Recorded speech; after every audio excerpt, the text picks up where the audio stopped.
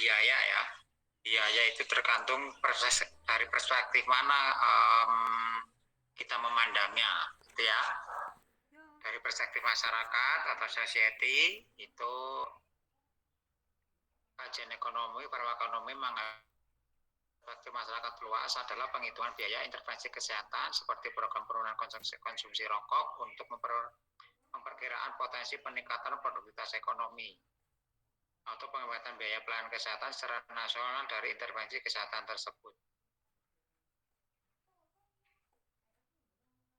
Yang dipandang adalah peningkatan aktivitas dari masyarakat itu sendiri.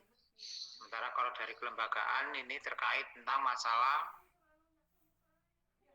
aktivitas biaya dari lembaga penyelenggara kesehatan itu seperti rumah sakit ya, terus maupun dari biaya dari payernya, dari pemberi pembiayaan. Karena sekarang ini masanya adalah Jaminan Kesehatan Nasional JKN, payernya itu berarti dari BPJS JKN ya. Jadi farmakonomi terkait kelembagaan antara lain penghitungan aktivitas biaya pengobatan untuk penyusunan formularium rumah sakit.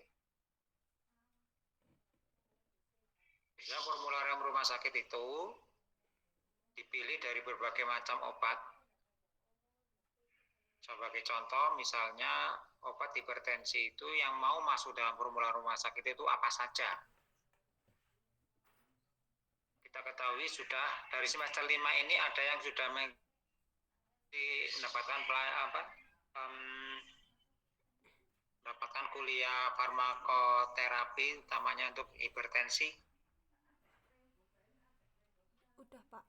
Sudah belum ya? Sudah ya. Di dalam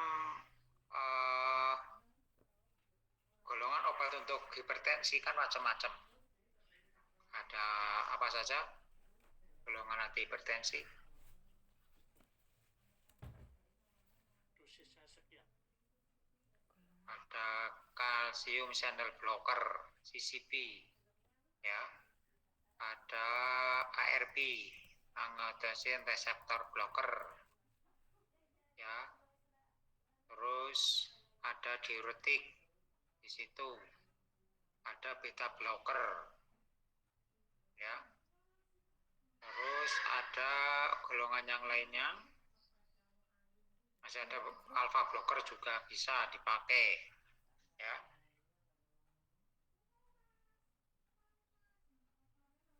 Nah, beberapa macam obat ini di dalamnya juga, beberapa golongan ini di dalamnya juga banyak obat. Di dalam golongannya CCB, kalsium channel blocker atau kalsium penghambat kalsium, ada amlodipin, ada nifedipin, ya. Terus ada yang lainnya juga macam banyak. Nah, ini nanti terus ada misalnya di dalam ACE inhibitor ada captopril, ada lisinopril, ada enalapril, ada ramipril, ya, ACE inhibitor.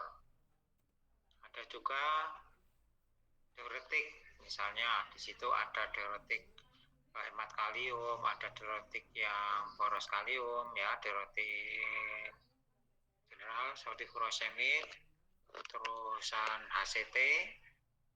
Terus ada juga diuretik yang hemat kalium, itu spironolactone, ya. Ada juga dari golongannya yang ARB,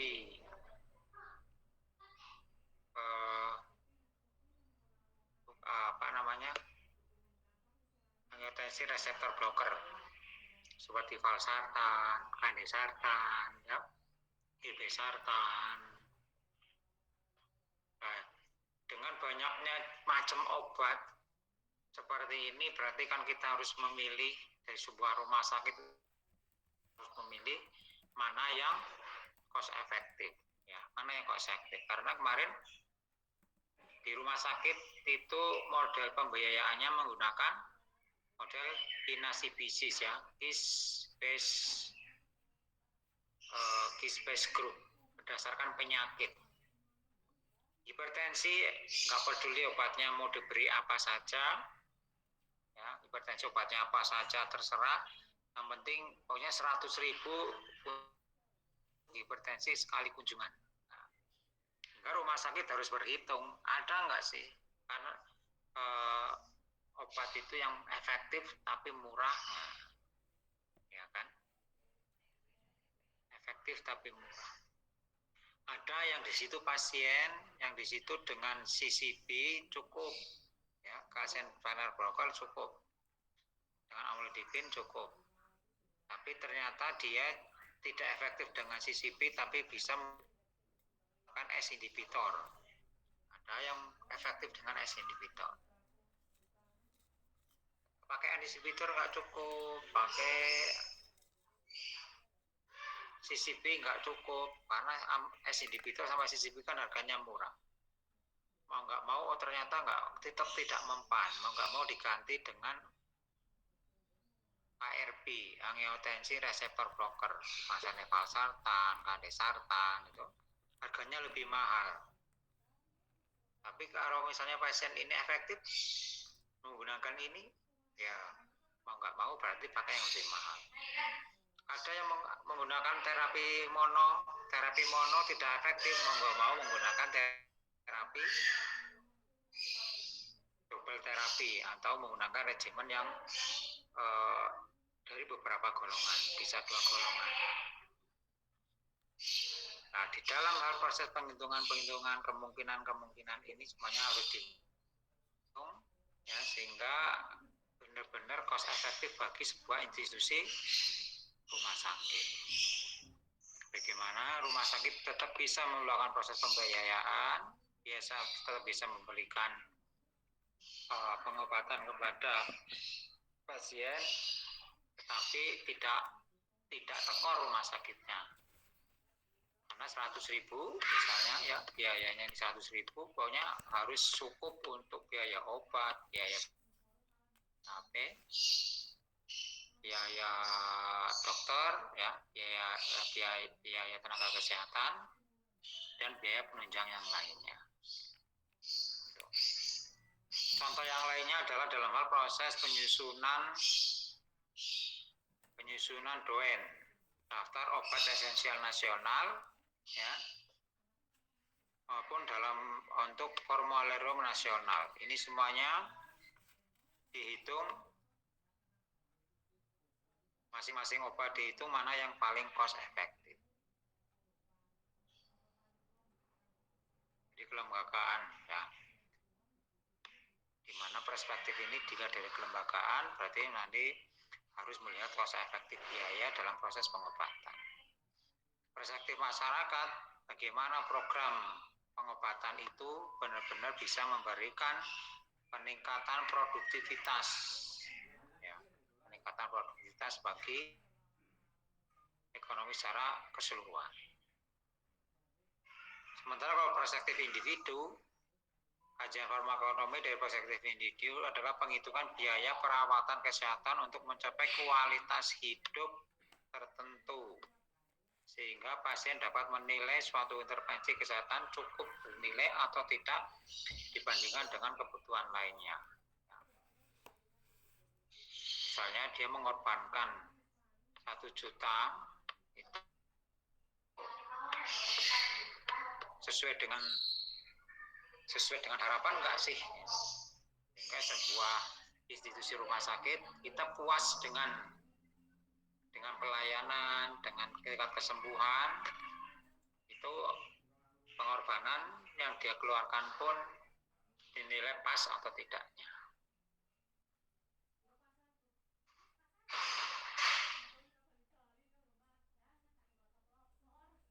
Nah, dari pengenalan kemarin, dari masalah biaya, terusan adanya perspektif, dari perspektif mana, perlu adanya analisa efektivitas biaya, ya, di mana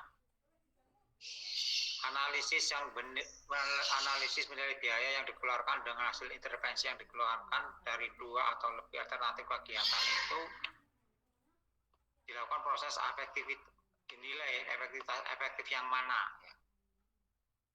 efektif yang mana. Di mana biaya intervensi ini, intervensi dalam bentuk apapun diukur dalam unit cost, unit moneter. Dalam unit moneter, satuan uang dalam bentuk rupiah, dalam bentuk dolar maupun dalam bentuk mata uang yang lain. Sedangkan hasil intervensi, jadi biaya intervensi dalam bentuk satuan moneter, sedangkan hasil intervensi diukur dalam unit alamiah. Misalnya tekanan darah, ya. Tekanan darah indikatornya apa?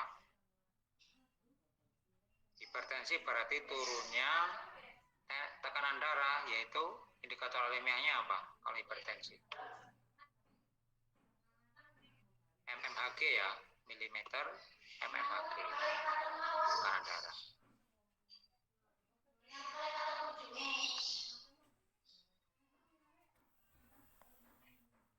Suatu contoh juga ketika kita melakukan proses pengobatan, itu ada pengobatan itu tidak selamanya menggunakan obat, tapi ada terapi yang alternatif, ya, alternatif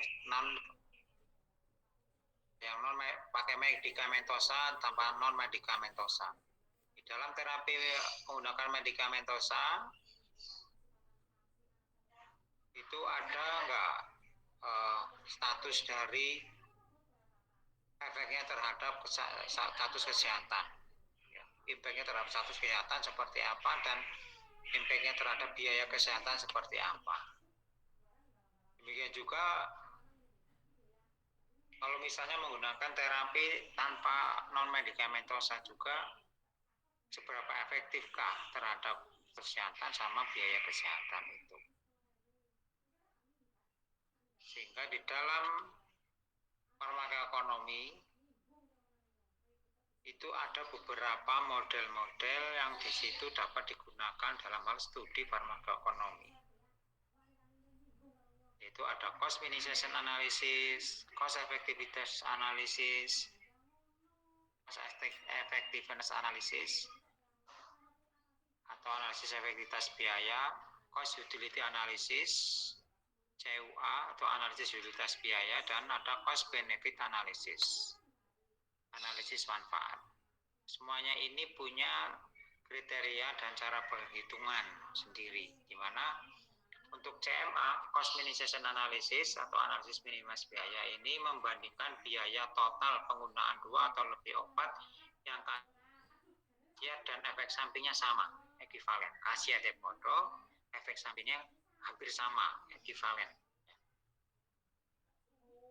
Karena obat-obat dibandingkan memberikan hasil yang sama, maka cost minimization analysis memfokuskan pada penentuan obat mana yang biaya per harinya paling rendah.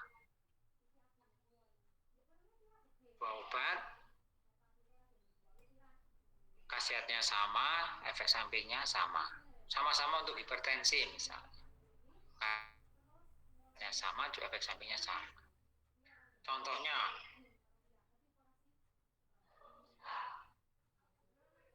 contoh untuk analisis minimization analysis itu misalnya Kapoten. Kapoten itu kan nama patennya dari Captopril ya, nama dagang. Kapoten itu isinya Captopril. Nah, pasien yang menggunakan Kapoten sama pasien yang menggunakan Captopril, dua-duanya dilakukan proses analisa efektif yang mana sih untuk menurunkan tekanan darah, karena ini sama Kapoten sama Captopril sama-sama punya khasiat yang sama, sama-sama punya efek samping yang sama. Punya efek cost efektif yang mana terhadap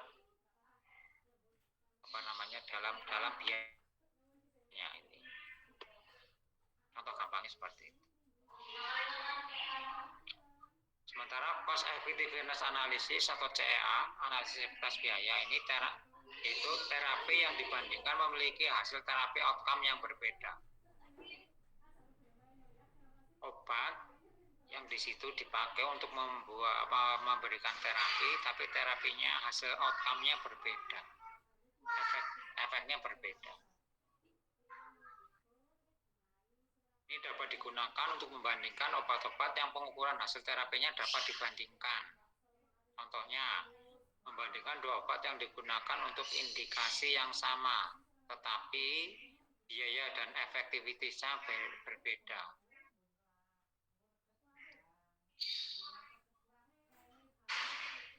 Misalnya di sini adalah antibiotik, ya.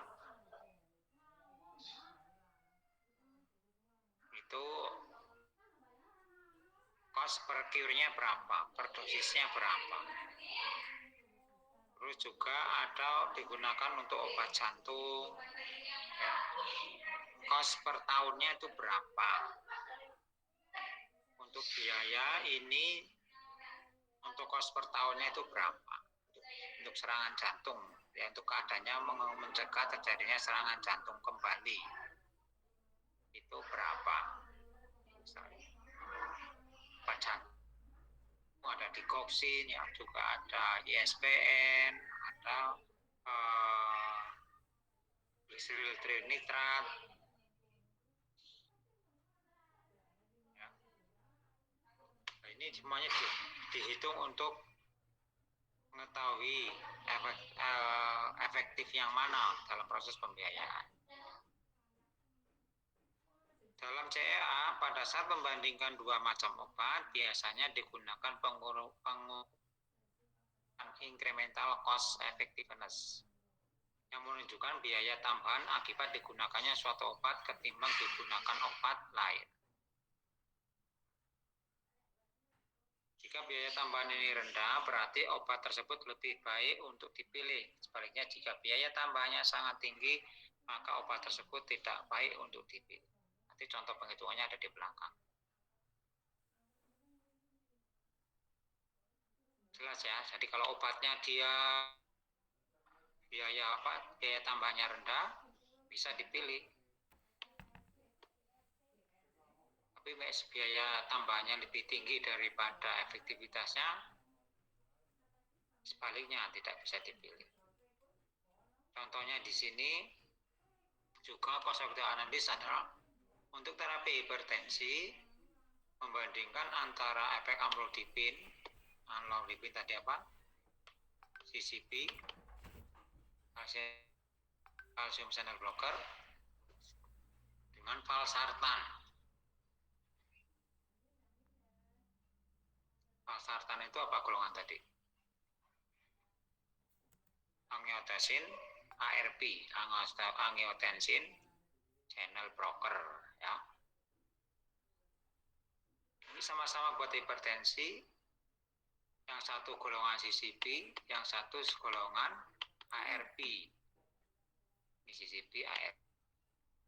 Dua-duanya punya efek antihipertensi, tetapi titik tangkap reseptornya berbeda.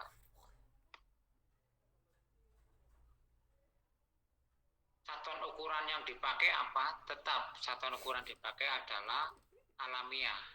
Untuk outputnya itu tekanan darah, milimeter Hg, tekanan darah.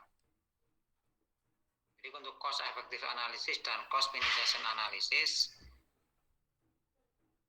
satuan yang digunakan untuk pengukuran satuan alamiah, tekanan darah.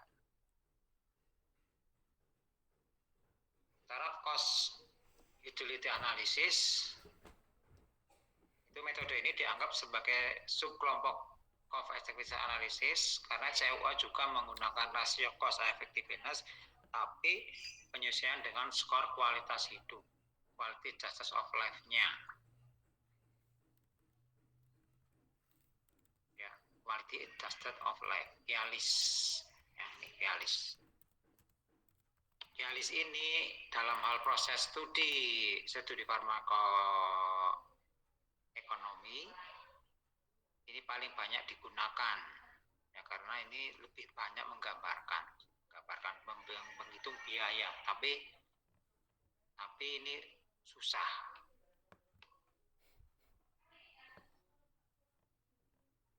Metode dipakai adalah untuk menentukan kualitas score of life-nya ini. Itu wawancara dan meminta pasien untuk memberi skor tentang kualitas hidup mereka. Jadi kalau misalnya dari skala 100 itu ini adalah hidup ya sempurna, sehat sempurna. Sementara kalau skala 0 berarti dia meninggal. Ya. Pakai skala. Skala berapa sih yang dirasakan?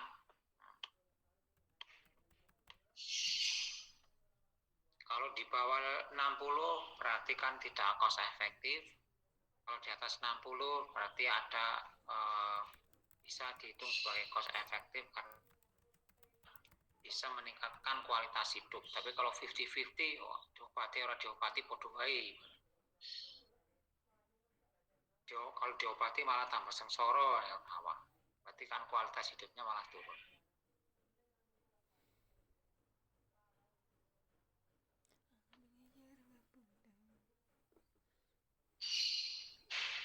Contohnya, jadi dalam hal proses pengukuran cost utility analysis,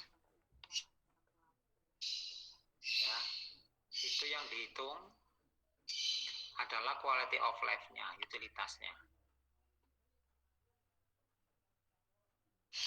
Biarpun, tapi dalam tetap satuannya adalah satuan rupiah. Badan yang punya legalitas itu badan POM. Diuangkan, ya, diuangkan, dimoneterkan. Satuan rupiahnya tetap dimoneterkan, diuangkan. Tapi dalam hal outcome dalam bentuk utilitas, quality justice of life. Kalau cost effectiveness analysis adalah satuan penghitungannya adalah milimeter satuan alamiah. Contohnya di sini kalau tekanan darah adalah milimeter Hg, kalau DM berarti diatus mellitus itu berarti apa? Kalau DM itu berarti kadar gulanya di bawah target, ya, di bawah target minimal, di bawah target minimal kalau golongan darah di umur di atas 40 tahun kalau tidak salah itu adalah target minimalnya di angka 140 kalau tidak salah 140 misalnya. Berarti tekanan darah itu satuannya adalah kadar gula dalam darah. Kalau tekanan darah berarti tekanan darah. Ini berapa milimeter Hg? Ya. Tapi kalau CUA yang diukur adalah kualitas hidupnya, kualitas status of life-nya. Sementara untuk cost benefit analysis ini digunakan untuk membandingkan dua program kesehatan yang berbeda. Program kesehatan, bukan pengobatan, tapi ini program kesehatan secara umum.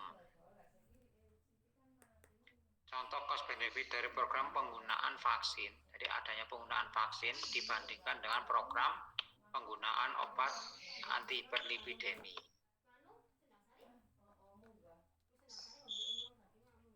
Ukuran dapat dilakukan dengan menghitung jumlah episode penyakit yang dapat dicegah. Contohnya misalnya penggunaan vaksin di sini untuk polio. Nah, nanti yang dibandingkan ya ada penurunan insiden terjadinya polio pada anak.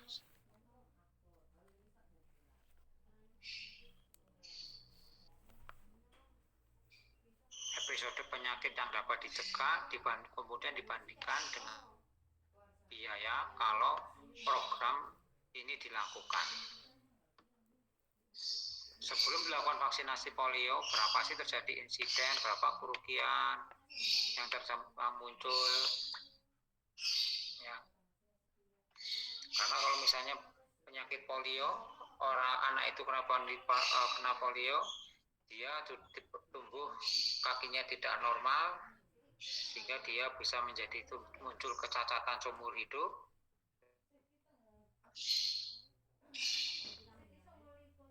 Kan ini menjadikan biaya bagi negara. Nah, biaya insiden ini dihitung, kemudian dibandingkan dengan biaya kalau program kesehatan dilakukan, efektif yang mana? Efektif yang mana? Contoh lagi misalnya kawasan tanpa asap rokok, pencegahan manusia dengan tanpa merokok, di mana merokok itu efek sampingnya sangat banyak sekali. Ya. Efek perburukannya sangat banyak sekali, di antara ada kanker yang macam itu, dibandingkan dengan program pembuatan kawasan tanpa rokok atau program-program biar pencegahan penurunan penggunaan rokok. Sehingga efektif yang mana? Insiden munculnya penyakit akibat rokok dengan program pembuatan kesehatan kawasan tanpa rokok. Hasil pengukurannya, makin tinggi rasio benefit dibanding cost, maka program semakin menguntungkan. Benefitnya, manfaat yang diperoleh lebih besar pada biaya yang dikeluarkan, berarti programnya menguntungkan, berarti bisa dijalankan. Contoh yang baru ini pemberian vaksinasi PCV. Vaksinasi PCV itu adalah vaksin yang diberikan kepada remaja putri untuk mencegah kanker leher rahim. Vaksin ini harganya mahal, sekali suntik itu sekitar 3 juta rupiah. Ya, 3 juta rupiah. Tapi hal ini tetap tetap dilakukan, diberikan kepada remaja putri. Harapannya adalah munculnya kejadian kanker leher rahim pada wanita itu bisa turun. Karena apa?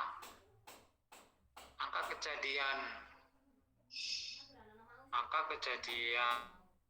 kanker leher rahim, kanker rahim itu dari tahun ke tahun terjadi peningkatan. Dari tahun ke tahun terjadi peningkatan, dan ini sangat membebani proses pembiayaan. Sehingga harapannya dengan modal hanya 3 juta, ya, itu bisa mengurangi insiden rate dari angka kejadian terjadinya kanker leher rahim.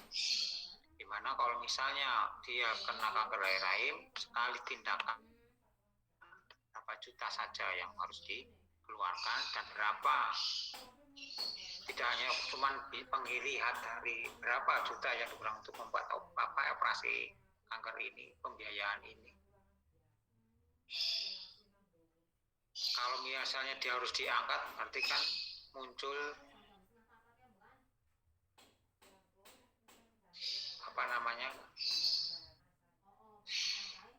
orang itu menjadi tidak bisa mempunyai keturunan lagi kan, apanya.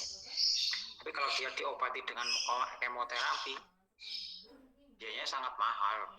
Sekali kemo berapa, padahal dia harus berapa kali kemo, belum nanti biaya-biaya yang lainnya. Bisa sampai 50 juta biaya per satu insiden, per satu pasien.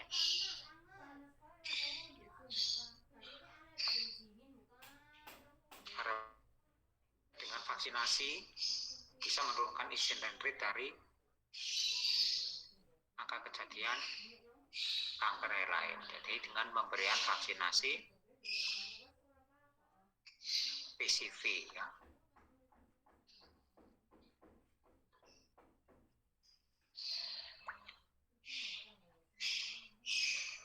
Jika rasio lebih dari 1, maka pengobatan dianggap bermanfaat karena ini berarti manfaatnya lebih besar daripada biayanya.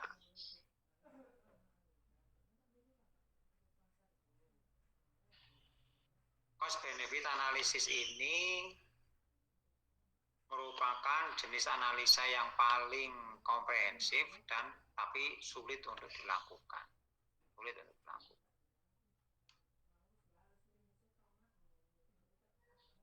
Contohnya di dalam hal penghitungan utilita cost benefit analisis ini, dana Dinkes misalnya sekian juta rupiah, ratusan juta rupiah untuk program TBC sama program malaria ini berapa terjadi penurunan kasus TBC,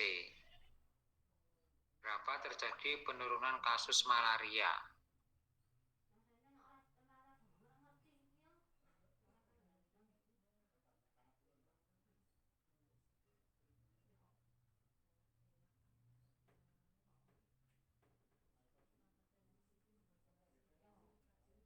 Benefit yang dikeluarkan, benefit yang diperoleh dibandingkan dengan cost-nya ya. Semakin besar benefit, semakin turun cost biayanya, berarti program TBC, program malaria semakin berhasil.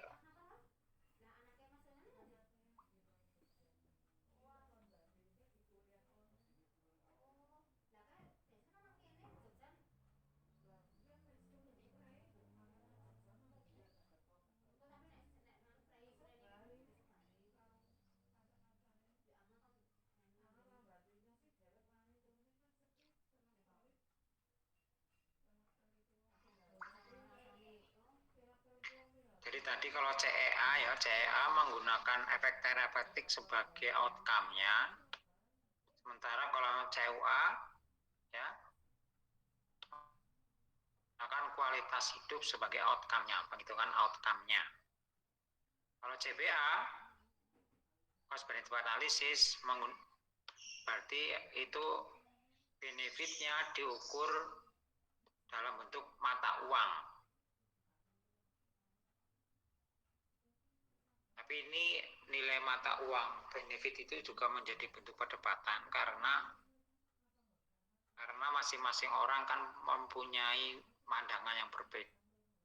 Nah, namanya kalangan bawah tentu kualitas hidup itu yang penting enak, ibaratkan hidup enak, nyaman, selesai. Tapi kalau kalangan atas namanya enak itu ya bisa jalan-jalan ke luar negeri. Nah, ini tentunya menjadi suatu bentuk perdebatan.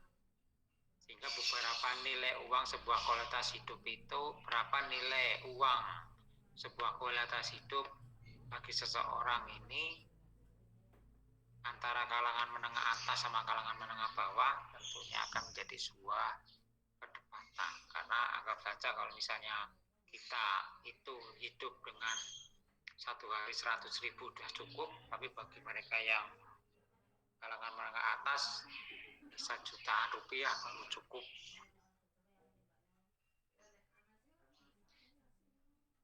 Makanya di dalam hal studi farmakoekonomi dengan model cost benefit analysis CBA itu menjadi suatu hal yang paling sulit dikerjakan. Tapi suatu hal yang tidak mustahil, tidak pasti bisa dilakukan.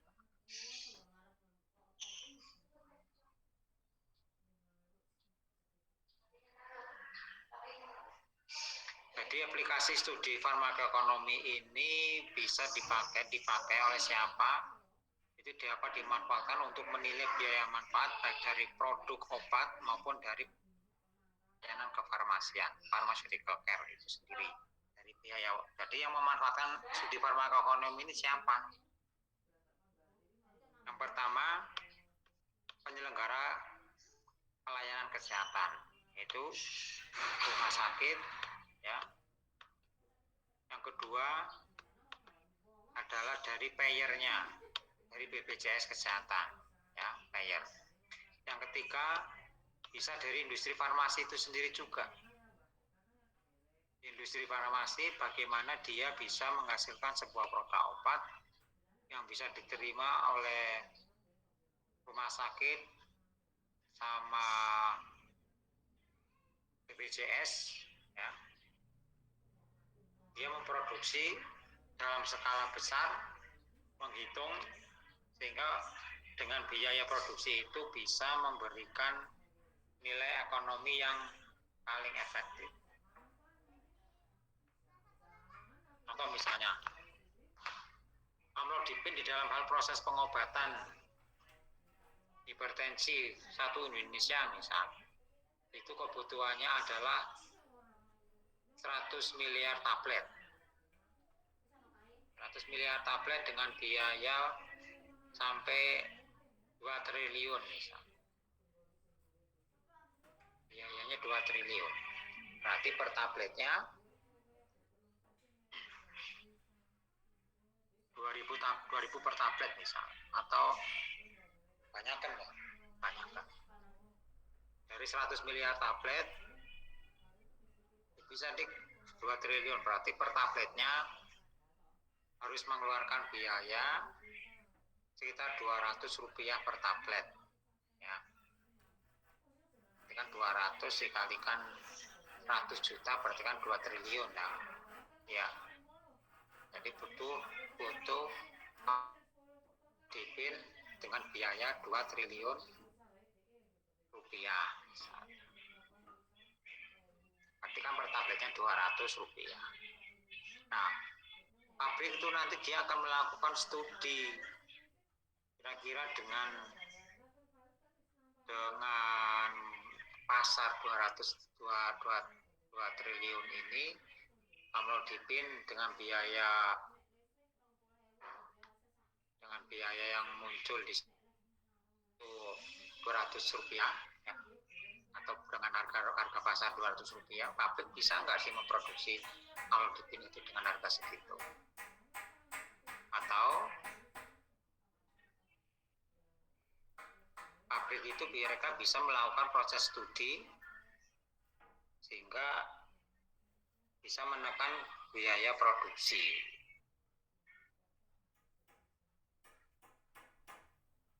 Ini manfaatnya bagi obat, bagi produsen obat, maupun dari segi pelayanan kefarmasian.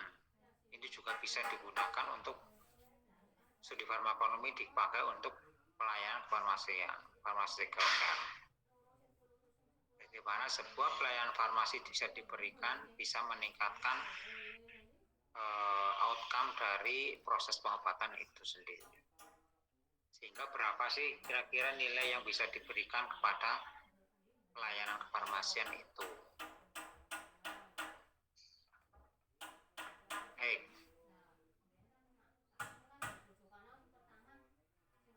Bahwa di dalam sebuah model pembiayaan itu tidak serta-merta bahwa akan dengan kenaikan biaya itu bisa meningkatkan efektivitasnya bertambah. Tidak selalu, tapi di dalam hal konsep cost effectiveness plan itu ada namanya saling keterbalikan, ya. Kalau kita melihat itu namanya ada diagram Cartesius, ya, diagram Cartesius. Itu membandingkan antara biaya dengan efektivitasnya, ya kan? Ada yang di situ sebuah program biaya nambah, efektivitas nambah, tapi ada biaya berkurang, tapi efektivitas juga nambah.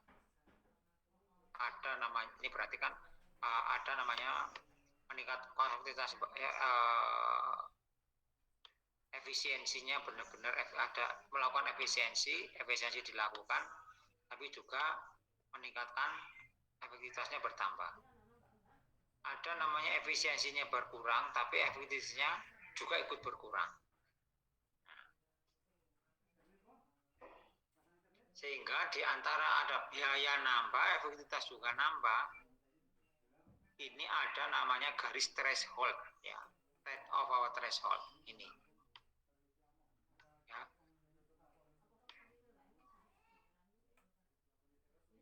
Gimana kalau dia ada di kuadran 4, apa pentingnya kan kuadran 4, di mana biaya berkurang, efektivitas bertambah, ini pasti dipakai langsung, namanya acceptable, langsung disetujui. Efektivitas nambah, biaya berkurang, langsung setuju. Tapi ketika di situ biaya bertambah, efektivitas berkurang, ya langsung ditolak, reject ya. Udah nih nggak usah dipakai. Berarti obat itu nggak efektif. Biayanya nambah tapi efektivitasnya kurang, lebih kalah dengan obat yang lain. Ya pasti langsung di-reject. Tapi ada di situ biaya efektivitas nambah tapi biaya nambah. Atau biayanya berkurang tapi efektivitasnya berkurang. Nah, ini perlu kehadiran biaya nambah, efektivitas bertambah. Itu kan berarti perlu kajian antara biaya yang nambah ini dengan efektivitasnya itu lebih menguntungkan yang mana. Kalau efektivitasnya nambah tapi biayanya yo nambah dan di atas tapi tidak seimbang, lebih banyak biayanya bertambah daripada aktivitasnya, ya harus berarti ini juga harus di-reject. Nah, inilah pentingnya namanya studi farmakoekonomi itu ada di sini, jadi di kuadran ini menentukan itu sebuah model pengobatan itu diterima atau tidak karena ada penambahan biaya tapi efektivitas juga bertambah. Nah, itu. Tapi di dalam proses penambahan biayanya ini cost efektivitas enggak. Kalau perbandingan biaya dengan cost efektifnya itu benefitnya lebih besar, maka atau lebih besar efektivitas daripada biaya, maka dia akan diterima, di-accept. Ya. Sebaliknya, kalau dia biayanya bertambah lebih besar daripada benefitnya, ya nggak usah dipakai. Sementara di kuadran 3 ini biayanya berkurang, tapi efektivitasnya berkurang. Obatnya murah, ning yo nggak efektif. Sopo sing gelem ngono ya. Ya nggak ada yang mau. Mungkin bisa dipakai, mungkin di-accept. Misalnya di sini biayanya berkurang, obat itu biayanya kurang tapi nggak efektif atau efektifnya berkurang. Atau metodenya biayanya berkurang tapi nggak efektif nggak ngefek obatnya murah nggak ngefek. Ya siapa sih gelem mau memakai kan? Ya nggak ada yang mau memakai. Nah, yang perlu dilakukan proses studi adalah yang di sini ada yang di sini di kuadran 1 ini yang perlu dilakukan studi farmakoekonomi. Ya. Perbandingan antara biaya dan efektivitas itu lebih besar yang mana? Gitu. Ini kalau di obat A, misalnya obat A dibandingkan obat B, misalnya obat B efektivitasnya meningkat tapi biayanya lebih murah, itu berarti dia langsung diterima. Kalau dia obat A dia efektivitasnya meningkat tapi biayanya lebih besar, nah ini di atas garis threshold ini nanti ditolak. Atau lebih milih obat B biaya nambah, aktivitasnya lebih besar, maka yang akan dipilih adalah obat B. Contohnya adik-adik semuanya, ini adalah suatu pemodelan di dalam hal proses penghitungan cost effectiveness analysis CEA. Di dalam proses model ini ada dua antibiotik A, ya, antibiotik A sama antibiotik B. Di mana di dalam pengobatan obat A dengan obat A sama obat B ini ada faktor keberhasilan pengobatan, clinical success, sama ada kegagalan pengobatan. Di dalam clinical success dan kegagalan pengobatan pun itu ada namanya keluar adverse event. Ya. Ada obat A kemungkinan juga akan menimbulkan adverse event atau efek samping. Muncul efek samping di mana efek samping ini membutuhkan biaya. Tapi obat ini ada juga yang tidak menimbulkan efek samping. Kalau tidak ada efek samping berarti kan nggak ada biaya ya. Contohnya misalnya antibiotik, di situ dia pasiennya habis minum antibiotik terus tiduran. Muncul efek Stephen Johnson. Berarti kan ini efek samping, adverse event. Adverse event ini kalau muncul Stephen Johnson berarti kan harus ada muncul biaya.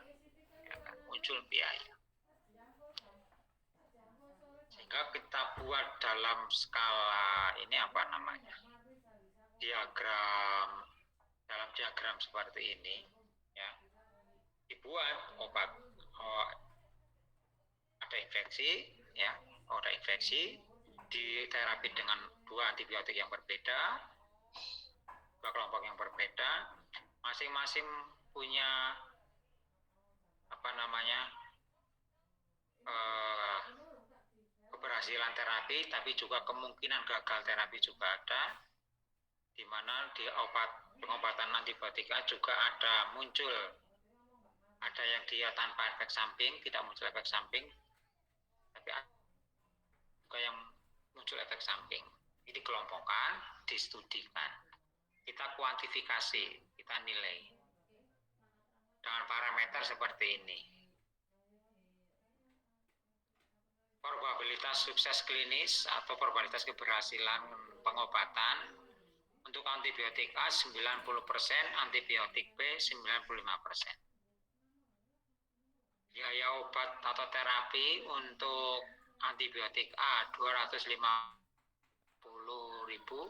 kalau antibiotik B biaya obatnya sekali nebus 300.000. Kemungkinan munculnya efek samping obat A 20%, obat B 10%.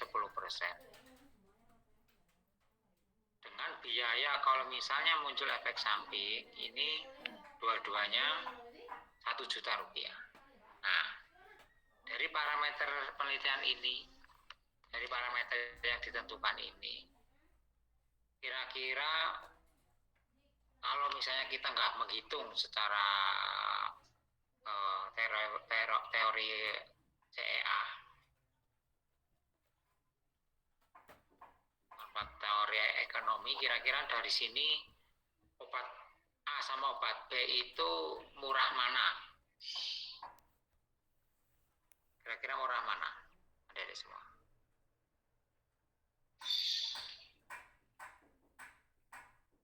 Obat A, Pak. Obat A ya. Obat A kelihatan lebih murah karena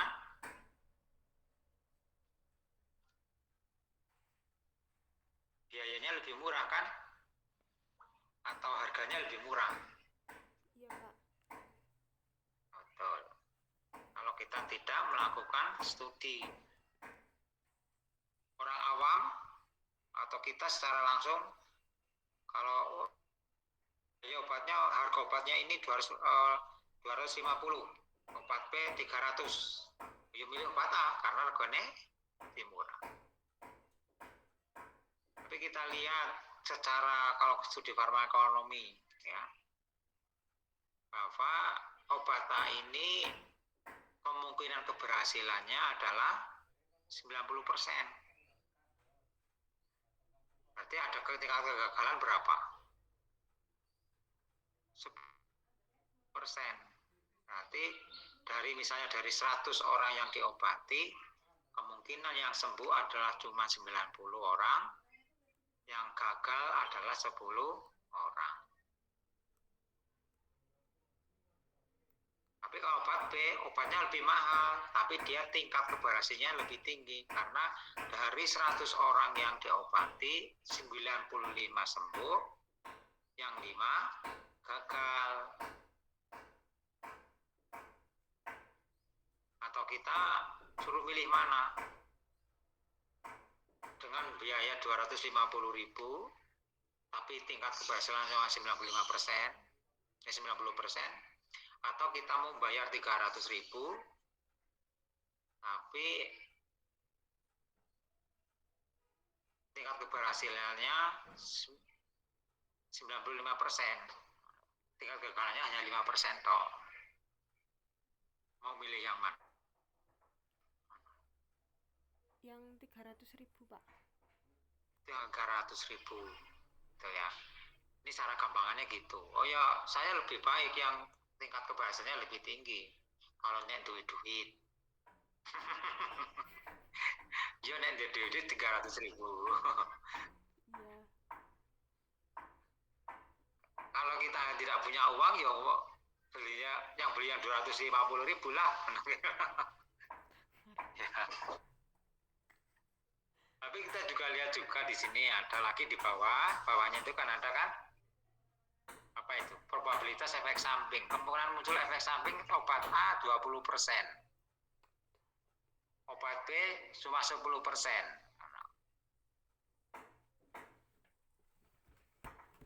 Munculnya efek samping. Obat murah tapi kemungkinan munculnya efek samping lebih tinggi daripada obat B. Daripada oke, benar. Kita lihat, kita hitung satu persatu coba ya. Dari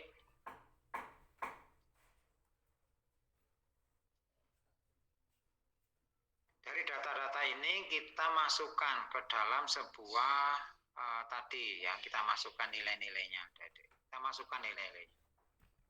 Berarti antibiotik A itu kan tadi tingkat keberhasilannya 90%, tingkat kegagalannya 10%. Masukkan di sini. Antibiotik B tingkat keberhasilannya 95%, tingkat kegagalannya 5%. Terus munculnya efek samping kan berhasil tidak berhasil sama ya. Itu karena sama-sama minum obat, maka kemungkinan munculnya efek samping kan sama. Berarti kan 80%, 20%, 80%, 20% gitu ya. Yang obatnya juga sama. 90%, 10%, 90%, 10%. Ya, karena obat B kan tadi munculnya efek samping kan 10% ya. Berarti kan adverse event-nya obat B 10%, maka yang tidak muncul efek samping 90%. Terus kita hitung begini. Biayanya, hasil penghitungannya dihitung. Nah, seperti ini mudeng nggak nih? Kita rubah ya, tempelannya kita rubah.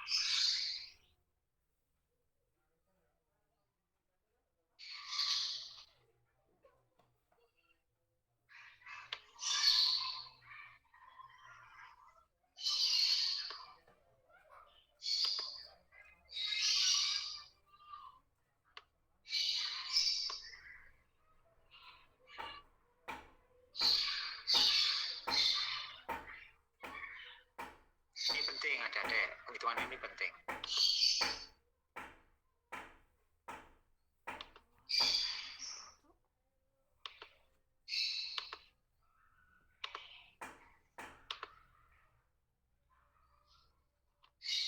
Mudah-mudahan kelihatan.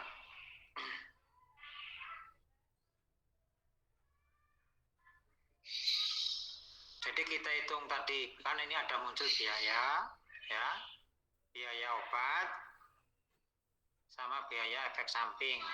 Untuk obat A di atas, ya hasilnya, yang B di bawah, dibuat seperti ini, metrik, dibuat metrik ya, untuk menghitung unit cost-nya. Ini unit cost-nya, untuk menghitung unit cost-nya.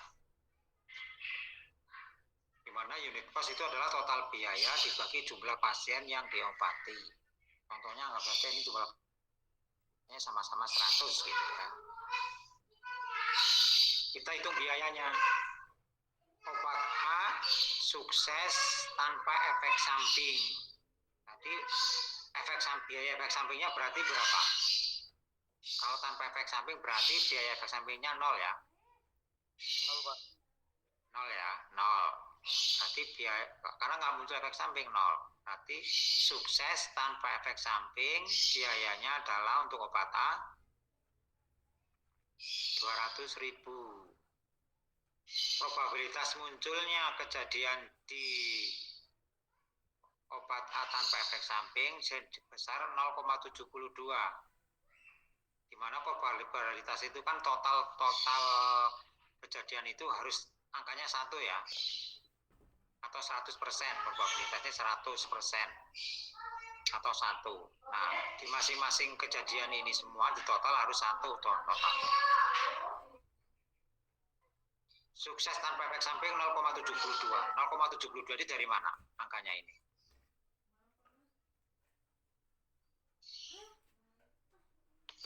Angkanya ini dihitung, probabilitasnya dihitung dari 90% dikalikan 80%.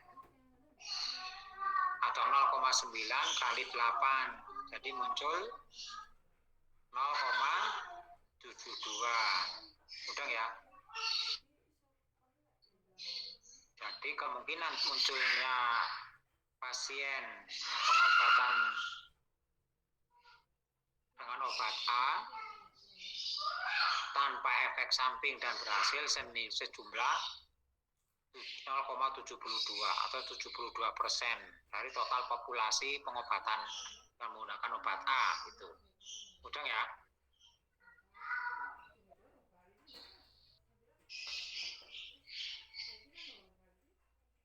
Untuk obat B biayanya untuk obat A berarti sukses dengan efek samping obat. Berarti biayanya 1.250.000. Ini dari mana biayanya ini? Kok besar banget?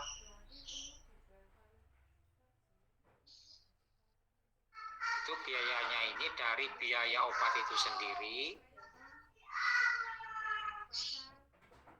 Ya, dari biaya itu sendiri dengan biaya untuk penanganan efek samping yaitu 1 juta. Ya. Berarti total biaya untuk sukses atau terapinya berhasil dengan efek samping obat A dengan munculnya efek samping berarti biayanya 1.250.000 ya. Penjumlahan dari biaya efek samping sama biaya terapinya. Probabilitasnya berapa? 0,18 di mana ini muncul dari 90% dikalikan 20% atau 0,9 dikalikan 0,2 itu 0,18. Biaya berapa biaya realnya? Ya berarti biaya dikalikan probabilitas nilainya. Biaya realnya segitu. Terus demikian juga yang lain ya, cara penghitungan begitu. Gagal tanpa efek samping. Kan pasien itu tetap minum obat kan? Pasien tetap minum obat, berarti yang muncul, tapi nggak muncul efek samping, tapi gagal. Tidak berhasil terapinya. Maka yang dihitung adalah biaya terapinya. Toh. Berapa probabilitasnya turun? Muncul di sini. Dia muncul dari obat A itu karena dia gagal berarti probabilitasnya 10% ya. Tidak muncul efek sampingnya 80%, berarti 10 atau 0,1 dikalikan 0,8 ya. Berarti 0,08 hasilnya. 0,08 dikalikan 250 muncul angka biaya realnya 20.000. Di mana 250 dikalikan angka probabilitas. Terus gagal dengan efek samping obat A. Gagal berarti 10%, muncul efek samping, probabilitasnya 20%, berarti 0,1 kali 0,2. Berapa nilai probabilitasnya? 0,012. Itu 0,1 kali 0,2 kan hasilnya ini ya.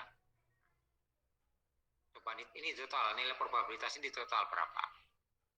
0,72 tambah 0,18 tambah 0,08 tambah 0,02.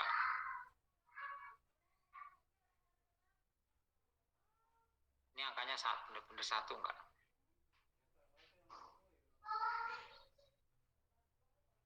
Satu ya, benar ya, angkanya satu. Jadi total biaya yang dibutuhkan dikalikan probabilitas dikalikan biaya realnya berapa. Jadi real yang keluar adalah biaya dikalikan probabilitas muncul. Nah, dihitung. Jadi total biaya dengan obat A itu muncul 450.000. Jadi tidak serta-merta bahwa obat A harganya 250. Tapi sebenarnya kalau misalnya dari 100 pasien yang diobati, dari 100 pasien yang diobati, dengan adanya kemungkinan biaya efek samping, biaya sebenarnya per obatnya itu bukan 250.000, tapi harus disiapkan dana 450.000.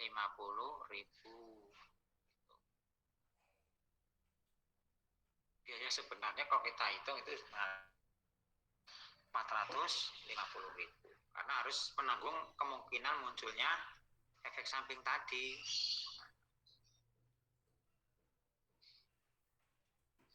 Udah ya untuk obat A. Demikian juga untuk obat B. Obat B kita hitung. Obat B biayanya itu kan 300.000 untuk biaya terapinya ya. Terapinya 300.000. Terus kemungkinan berhasilnya tanpa efek samping kemungkinan berhasilnya adalah 95%. Kemungkinan berhasil untuk terapinya 95%. Dengan kemungkinan munculnya tanpa efek samping itu 100% dikurangi 10% berarti 90% dari ya. Berarti tanpa efek samping 90%, dengan efek samping 10%. Udah ya. Penghitungannya gitu ya. Jadi dihitung. Oh, 90 antibiotik A, antibiotik B, probabilitasnya keberhasilan clinical success-nya 95%, berarti yang tidak berhasil hitung 5%. Terus dari 65% ini kemungkinan muncul efek samping 10%. Berarti efek sampingnya 10%, yang tidak muncul efek samping 90%. Itu bukan diterapkan di yang tidak, yang ada yang 5% tidak berhasil, tapi yang 5% kan minum obat nih. Berarti kan yang minum obat, yang 5% yang minum dari 5% yang minum obat tidak berhasil ini kan juga kemungkinan akan tetap muncul efek samping, ya kan? Sudah nggak berhasil, kena efek samping lah pula. Sudah jatuh, ketika tambah pula. Ya kan? Udah ya? Sudah jatuh, ketika tangga pula. Sudah pengobatannya nggak berhasil, muncul efek samping pula. Kan? dua kali apa ya namanya? Dua kali sialnya, pengobatan nggak berhasil, menderita Stephen Johnson, obatannya nggak berhasil pula. Nah, kita hitung sukses tanpa efek samping berarti biayanya 300.000, sukses tapi muncul efek samping biayanya ya 1.300.000 ya. Itu dari biaya terapi dengan biaya efek samping dijumlahkan.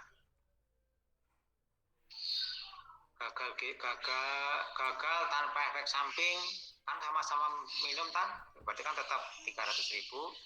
Gagal dengan efek samping 1.300.000 karena minum obat juga dia kena efek samping, maka biayanya 1.300.000. Probabilitasnya dihitung sama seperti tadi ya.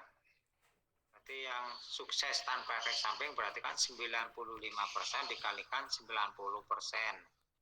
ketemu berapa? 0,95 dikalikan 9, 0,855. 0,95 dikalikan 0,1, 0,095 ya kan? 5 kali 0,9, 0,05 kali 0,9, 0,045. 0,05 dikalikan 0,1, 0,005. Total ini menjadi 1. Dihitung ya, probabilitasnya berapa dikalikan biaya, muncul biaya realnya ya, 300. Biaya perkiraannya 300.000 tapi probabilitas 0,855, maka dihitung biaya realnya berapa, 256 tambah sekian muncul total. Oh, ternyata dengan menggunakan ini biaya untuk obat B itu lebih murah, itu 400.000 ya.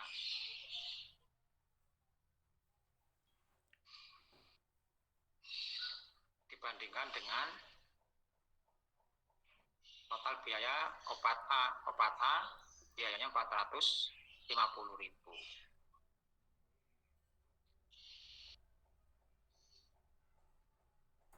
Jadi dengan obat B harganya 300.000 tapi dia muncul rata-rata biayanya 400.000. Berarti biayanya lebih kecil. Nah, dari sini dimasukkan. Jadi sebenarnya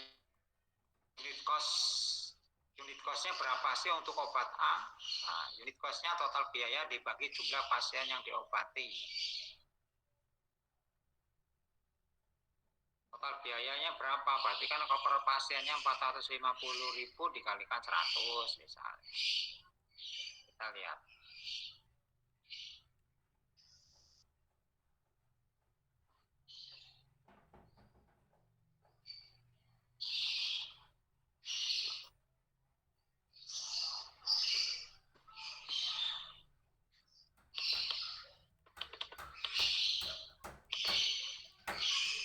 Sehingga unit cost-nya berapa? Unit cost obat A berarti kan total biaya dibagi jumlah populasi. Misalnya total biaya kalikan 100 orang berarti kan 450 juta dibagi 100 orang berarti 450.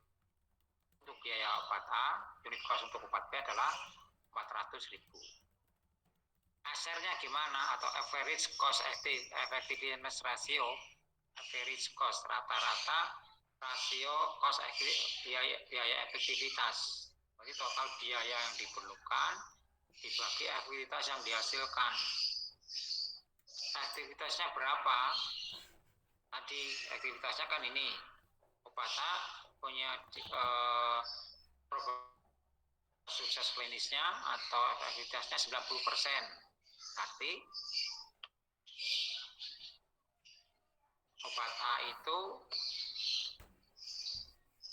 dibandingkan total biaya yang diperlukan, sebenarnya yang muncul total biaya per pasien dibagi probabilitas 0,5.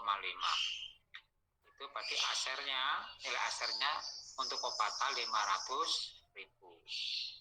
Untuk obat B, dia probabilitas efeknya berapa? Efektivitasnya 95%, ya, 0,9, berarti 400.000 dibagi 0,95, berarti 421.000. Jadi rata-rata rasio biaya dan efektivitas biayanya obat B 421.000. Nah, ISER-nya apa? Incremental cost effectiveness ratio-nya, incremental cost effectiveness-nya itu membandingkan dua obat. Membandingkan biaya dua obat dibandingkan dengan efektivitas dari dua obat itu.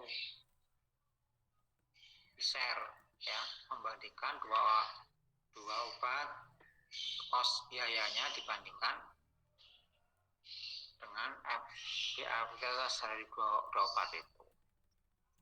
Itu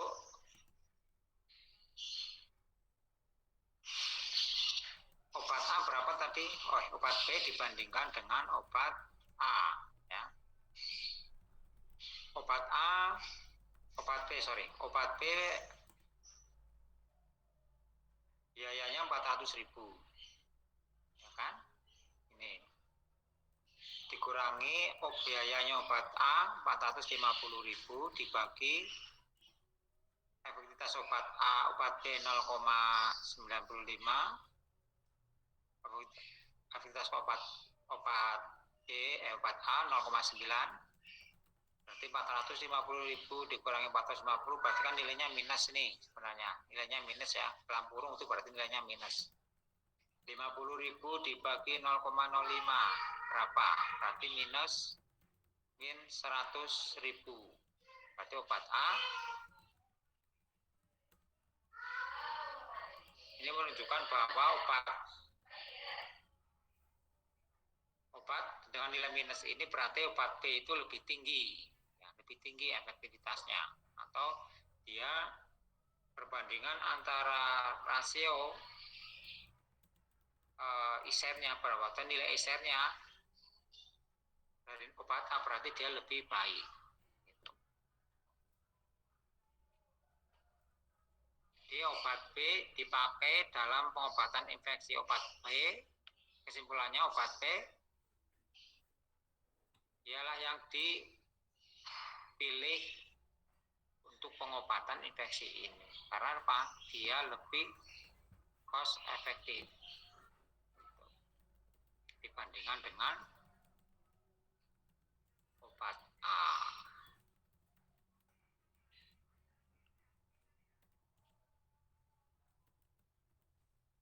Dari sini mudeng, ya? Iya, Pak. Insya Allah, Pak. Mudeng, nanti bisa diterapkan. Ini dihitung-hitung lagi. Suatu saat ini modelnya, pemodelan-modelan sini ini akan dipakai terus dalam hal proses penghitungan studi farmakoekonomi. Ini dasar, ada ini dasar. Dengan model ini namanya bukan signifikan tapi model apa ya? Pohon faktor, dengan model pohon faktor.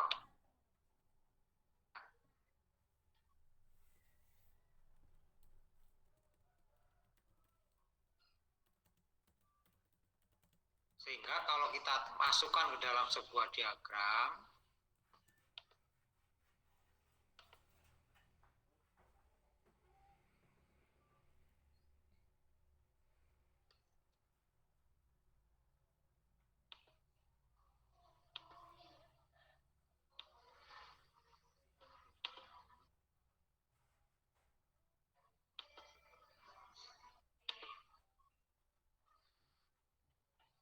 kalau dalam diagram yang tadi, ya, diagram yang tadi obat B ada di mana?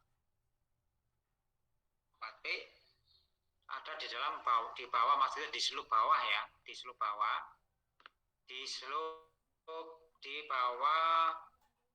di bawah slope untuk threshold yang ini. Di bawahnya slope threshold ini. Oh, sorry.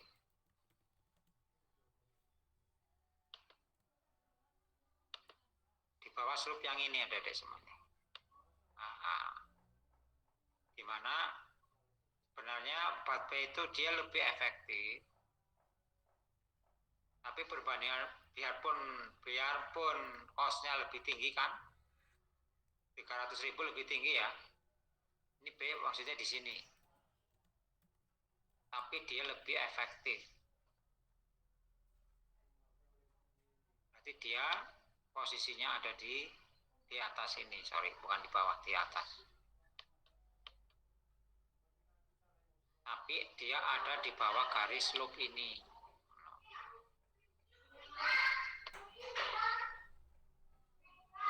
Berarti dia bisa lebih atau dia ada di garis ini.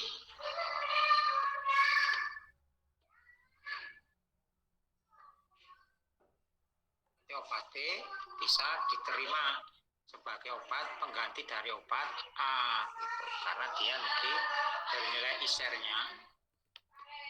ISR-nya dia obat B lebih baik daripada obat A.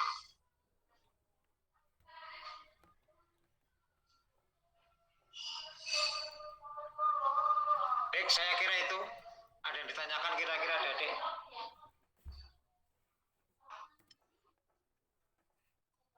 Belum ada, Pak.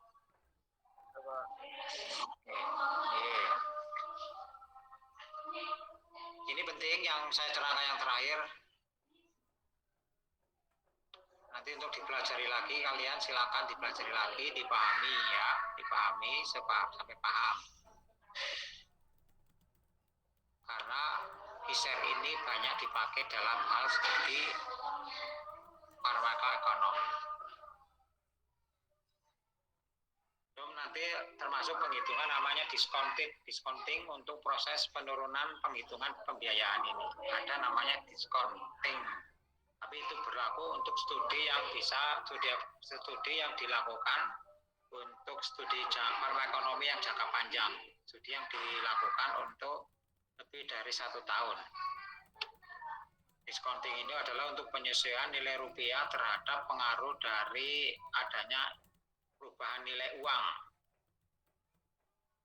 Perubahan nilai uang yang dipengaruhi oleh adanya inflasi. Gitu. Untuk hari ini saya kira itu, banyak-banyak saya minta maaf. Wassalamualaikum warahmatullahi wabarakatuh. Waalaikumsalam warahmatullahi wabarakatuh. Terima kasih, Pak. Yo.